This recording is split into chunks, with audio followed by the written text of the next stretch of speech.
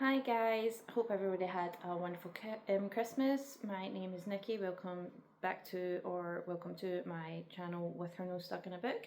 Today I'm just going to be going through the first 5 books and kind of giving you my little review of them from my 40 books for 40 reading challenge that I did. Before I do that though, I'm going to show you what I got for Christmas. I got this gorgeous special edition of Wuthering Heights that I think I'll use as a kind of display book on my shelves. As you can see, it's got a lovely black and gold cover, gold edges. Yeah, so that's another nice display book for my shelves to go alongside the others. So the 40 before 40 challenge was, as I've already mentioned in other videos, I asked 40 friends and family to recommend a book each for me to read in the run up and around my 40th birthday. So this is the first 5. I mostly enjoyed all of them, that I got recommended. There wasn't any that I hated or anything, but these are the first 5 and we'll go through them just now. So the first one, the very first book that I picked, what I did was I wrapped them all up in paper, brown parcel paper, numbered them all, and then I picked them at random, so that it was kind of fair and so that I wouldn't read all the ones that I really wanted to read first and leave the ones that I wasn't so keen on to the end.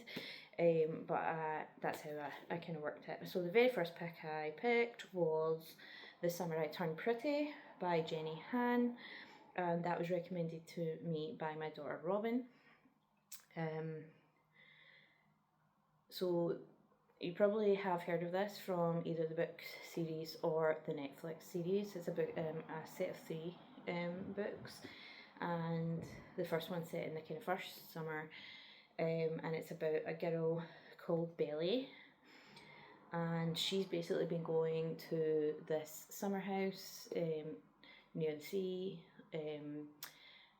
every summer of her life since she was small, with her family, her brother and her mum, and her mum's best friend and her 2 sons.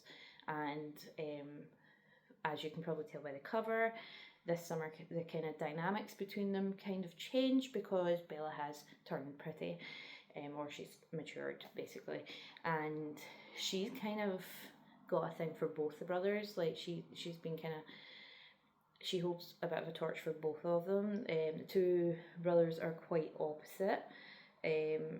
Conrad's quite kind of broody, moody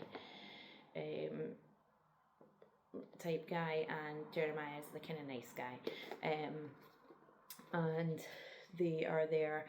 There's also a kind of secret between the parents going on in the background. I don't want to spoil too much if you haven't read it. But it's basically about a kind of coming of age story, and a kind of like a love triangle, like who will she end up with, that kind of vibe. It's obviously young adult genre, and it very much gives that vibe. Sometimes I felt myself not taking to Belly or being quite frustrated with her or finding her quite selfish, but I think that's because I'm reading it as an adult. I think if I had read this when I was 13, 14, 15, I probably would have loved it. It gives those kind of Twilight vibes, which I read when I was younger. But I think if I read Twilight now, I would be like, oh. So yeah, there was bits where I thought she was quite selfish and stuff, especially to when she finds out what the kind of secret that's been kept from her is. There's a kind of scene in it where she kind of shames her best friend, and kind of ditches the friend over boy, and she kind of shames her best friend's behaviour, even though she's just kind of being in, like, yeah, it's just that scene was a bit wasn't too fond of it in terms of just the message it's given across, that like you're ditching your friend over a boy type thing through jealousy and stuff like that. But other than that, I did enjoy it. It's a quick, very summery vibe read. I would like, this is the kind of book you should maybe like take on holiday or read like if you are a teenager or whatever, reading the summer holidays, because it does give those summer vibes. And I have not read the next two books, and I've not seen the TV series yet, but I have put it on my list on Netflix. No, Prime. It's on Prime Video. So yeah, I will be watching that at some point soon. But yeah, I did really enjoy it. Just, I think I would have appreciated it more when I was younger. But yeah, cool. And thank you, Robin, for recommending that. Next up, I have Alex Ferguson, My Biography. This was recommended to me by David. David is a Aberdeen and Man U supporter, I believe. And he knows that I'm not, so this is probably why he picked this for me. But I actually really enjoyed it. I'm from Glasgow, and the kind of first few chapters in this is about Alex Ferguson growing up in Glasgow, and there's kind of funny stories about like how he grew up there, like especially like living in Govan and growing up in Govan. A lot of my family are from Govan, so I know the area fairly well. There's a lot of kind of really funny stories about back then. There's a really funny story about him and I believe it was Jock Stein, I can't remember off the top of my head, but like I was laughing out loud at it. And this is, rather than a kind of from his childhood to like his retirement and now, because he's previously published a biography before this. This is more a kind of summary of his early years growing up in Glasgow. Then like briefly talks about him being at Aberdeen and stuff, and then the rest of it kind of focuses, each chapter focuses on his relationship with a specific football player or other manager, the media. So for instance, we've got chapters here on Beckham, Ronaldo, Keane, Van Nistelrooy, Mourinho, Wenger, then the class of '92 team at Man U, Liverpool as a kind of rival, Barcelona, and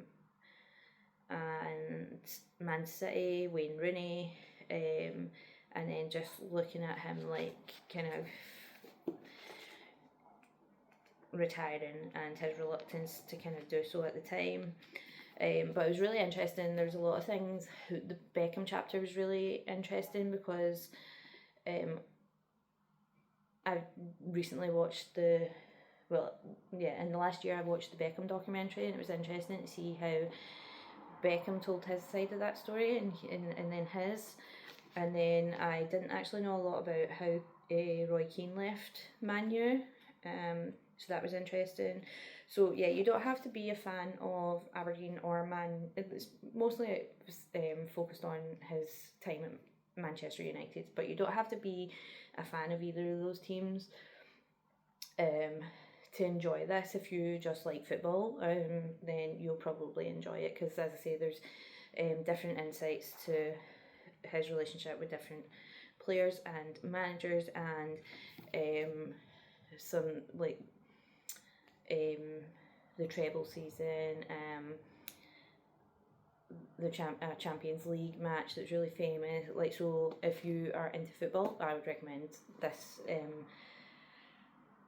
to you. If you don't like football, probably not for you.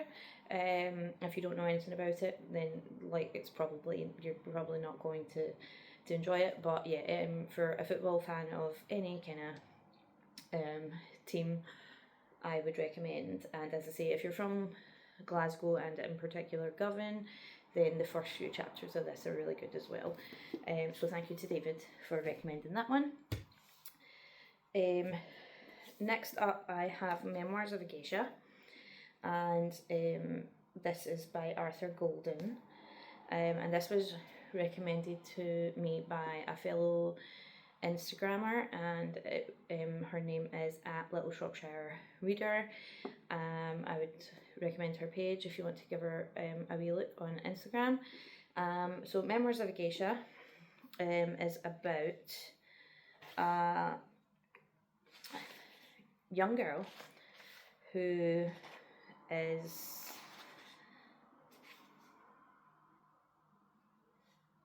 sold by her, so she's like from a poor rural area in Japan, and when her mum dies, her father basically sells her and her sister, and she gets put into a geisha house, and her sister's a bit less fortunate, not a bit less, a lot less fortunate, because she's a bit more plain looking.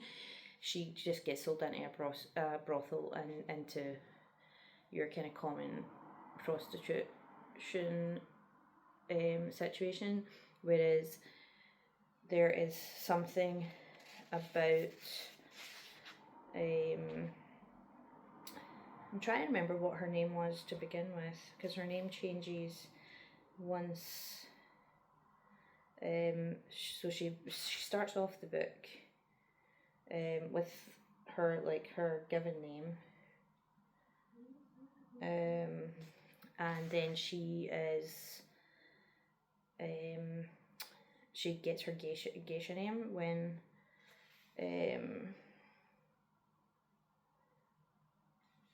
it will come back to me.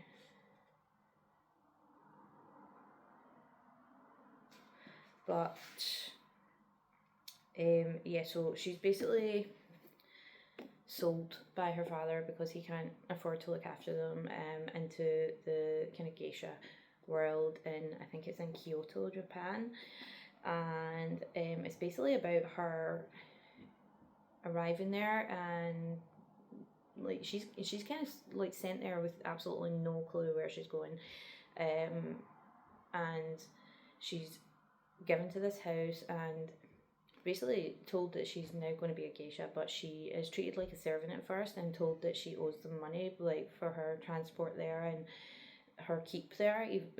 So even though she's been kind of sitting there against her will, she automatically owes the granny of this house however much, but just because she's there. And the idea is she's got to work that off, like whether that's being a servant or if she makes it through to her tuition and becomes a geisha, she has to work that off before she can be an independent geisha and have her own house. The granny is kind of what they call the owner and the kind of manager of the brothel, and then they have like mother and auntie as well, and so you see her at first kind of treated like a servant, and then she goes for tuition, and the tuition is mostly things like how to apply the geisha makeup, how to dance, how to play certain instruments, and most importantly the tea ceremony, which is what how the geishas entertained men at these kind of tea ceremonies and things. And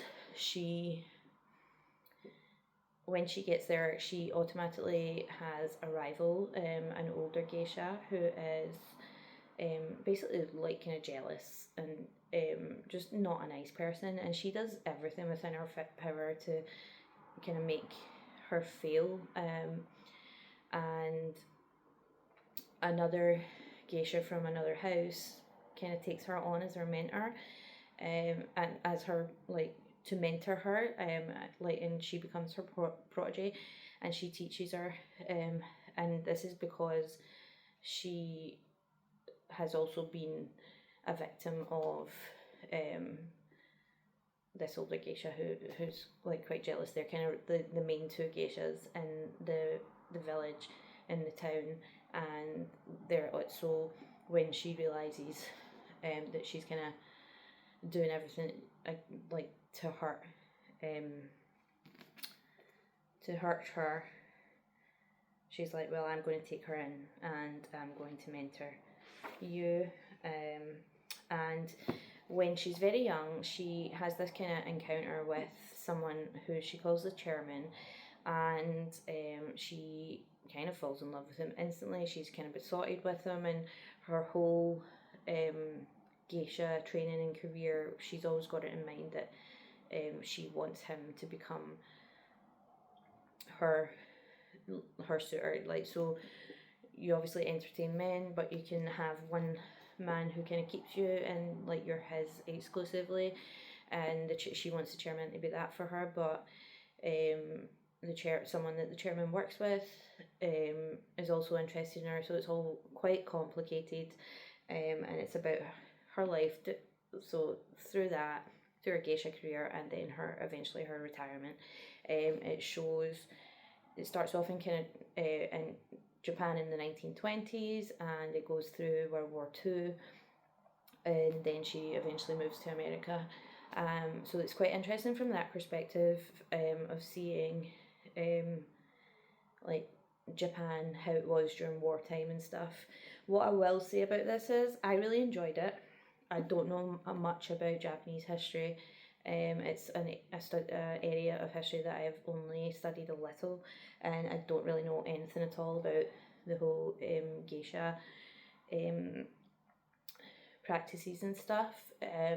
So I enjoyed it as a story.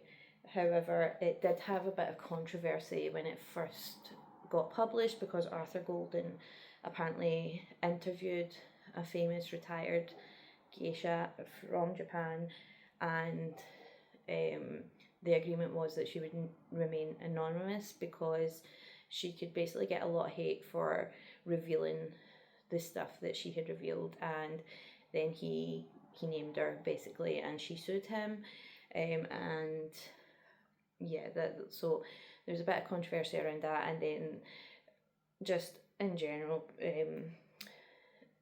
it was portrayed by the Japanese, some Japanese people, as not being accurate, and kind of being a westernized version of the geisha life and stuff. So yeah, if you bear that in mind when you're reading it, I did enjoy it as a book. I highlighted a lot of bits, wrote a lot of notes. I'd be keen to look a bit more into the history behind it all, but yeah, he basically kind of double-crossed her in terms of taking her story, promising her that she wouldn't be named, and then naming her. And yeah, so I would highly recommend this. I actually had it on my shelf for since it's probably been on my shelf for 20 years, and it was just one of those ones that I'm like, I always want to read that, but just never got around to it, so I'm glad I finally did. So yeah, really enjoyed that one. Next up is Traitor by Chris Ryan, and this was recommended to me by my nephew Ross, and this is about a SAS sergeant major. His name is Luke Carter, and it's a kind of military thriller, I would say. Not something that I would pick up and read myself, but I did enjoy it. I wouldn't say I would rush to go out and get more of them, because I'm not that into the kind of military side of things. Like, it's the same with history. I'd rather read about like kind of social history and stuff rather than like military battles history type thing. But yeah, so I did enjoy it though, because it was fast paced and stuff, and it was quite current. It was about like Russia and Ukraine, so it was about like kind of current issues that are happening in the world today. And basically at the start of this, Luke Carter is sent to Australia to recruit these guys for a mission, but he doesn't know what the mission is. So he's got to convince these guys to come on board to this mission, and but he doesn't know anything about what they're going to do. Just that it's highly sensitive, and people's lives depend on it. And then they complete that, and straight away they are flung into another mission and another mission, and they end up in Minsk. If any Friends fans out there, Minsk is where David moved to in Friends. But yeah, so it's very high stake operations that they're completing, and as I say, it's to do with Russia and Ukraine, and basically they've got to get rid of this guy that's really close to Putin. And yeah, so I did enjoy it. As I say, it was quite quick to read because it's very fast paced. It's not too long. And it does move, the action makes it feel really short, because it is very action based, because obviously it's a action thriller. But yeah, so not something I would normally have read, but I'm glad I tried it, and it actually gave me an idea for a few people that I would gift a book like this to. So yeah, so thank you for that, Ross.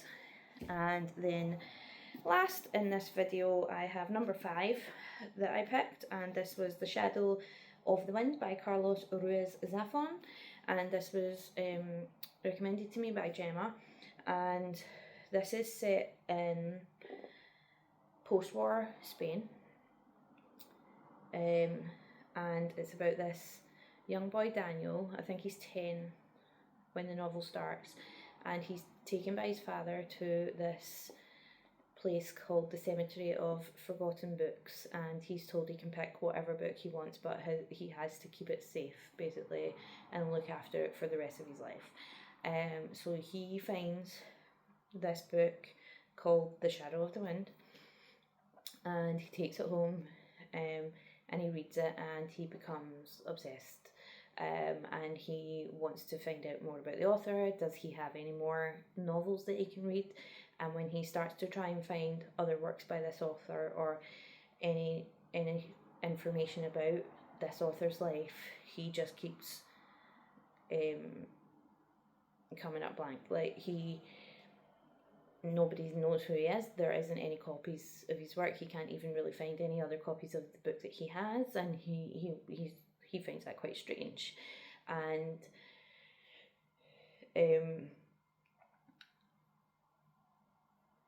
as time goes on, he starts to be kind of tracked down and followed and hunted by this man who's determined to get a hold of the book, who is destroying the other copies out there of the book, or any of Julian Carricks's other works.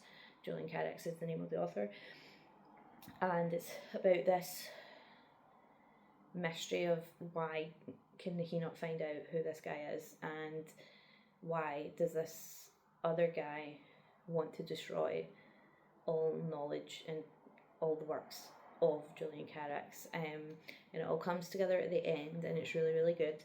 There's also a kind of love affair running through it, and it's a book about books. It's a book for people who love books and reading, because it really captures that idea of the magic of reading a book, and how a book can take you places and stuff like that. But yeah, so it becomes quite tense at the end. It comes basically they're trying to work out the truth, and a lot of great characters in this.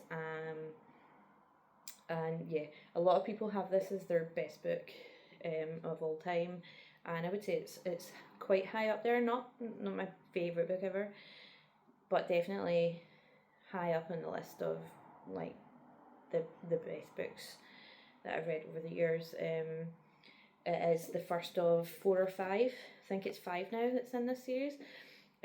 So be intrigued to see where the story goes after this. But out of the 5 so far, this is probably my favourite out of the 5. Maybe a tie with Memoirs of Geisha. But yeah, I thoroughly recommend this one to anyone who hasn't read it. Again, I bought it years and years ago. It was on my shelf for ages, never read it. So again, this is what was quite good about this challenge, was that I read some books that I would never have picked up myself. But I also read quite a few books that I'd been saying to myself that I would read for a long, long, long time. So yeah, that was number 5. Next month I will review books 6 to 10 at some point during the month, and there'll be a lot more recommendations in there, because as I say, there wasn't any books in it that I absolutely hated or anything. Everything had its own thing. As I say, there were some that I wouldn't normally read myself, but yeah, there was a couple that actually gained controversy while in the year that I was working through them, so that'll be quite interesting, because they were deemed okay when the challenge started, but not so much towards the end, because I've got The Salt Path on there and I've got American Gods, both of whose authors came under a bit of scrutiny. So yeah, I hope you enjoyed those little reviews, and hopefully there's something there that you'll want to check out yourself if you've read them. And if you've read them yourself, comment below and let me know what you thought about them, and any other books that you think I would like off the back of those recommendations and reviews. It is Hogmanay here, so I am away to celebrate Hogmanay with some family, and at midnight it becomes my daughter's 16th birthday. You might be able to see a bit of the banner behind me here, so we've got half Christmas decorations up here and half birthday decorations. So yeah, we'll be celebrating the bells at midnight and then going straight into a rendition of Happy Birthday for my daughter. So yeah, busy here, but I hope you all have a lovely new year, and I'll see you next time.